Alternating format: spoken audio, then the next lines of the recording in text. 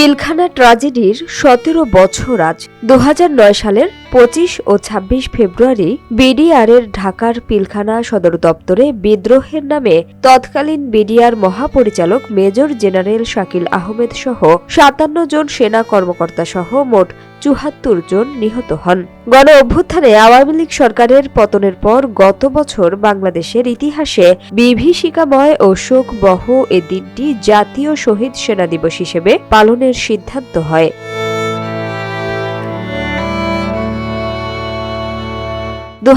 সালে পিলখানায় সেনা কর্মকর্তাদের নৃশংসভাবে হত্যা করে লাশ গুম এবং পুড়িয়ে ফেলার চেষ্টা করা হয়। তাদের পরিবারের সদস্যদের ওপরও নির্যাতন চালানো হয়। দেশের প্রতিরক্ষা বিশেষজ্ঞরা ওই নৃশংস ঘটনাকে দেশের সার্বভৌমত্বের ওপর প্রথম বড় ধরনের আঘাত হিসেবেই মূল্যায়ন করে থাকেন। এ ভয়াবহ ঘটনার সার্বভৌমত্ব রক্ষায় শপথ গ্রহণকারী দেশের সুরক্ষা কবচ বাংলাদেশ সেনাবাহিনী হারায় তার মেধাবী ও দেশপ্রেমিক কর্মকর্তাদের, যা সমগ্র সশস্ত্র বাহিনীর মনোবলে বিরূপ প্রভাব ফেলে। এ দিনটি শুধু বাংলাদেশ সশস্ত্র বাহিনীর জন্য নয়, পুরো জাতির জন্যই শোকবহ ও হৃদয় বিদারক।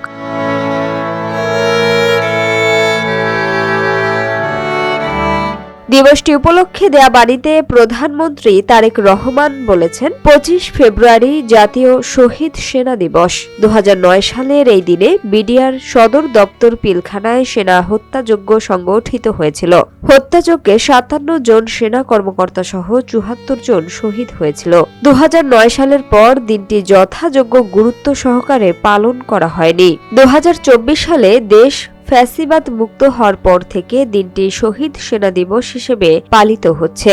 আজকের এই বিশেষ দিনে আমরা সেনা হত্যাযজ্ঞে শহীদদের মাগফিরাত কামনা করছি। তাদের শোক সন্তপ্ত পরিবারের সদস্যদের প্রতি গভীর সহানুভূতি ও সহমর্মিতা প্রকাশ করছি।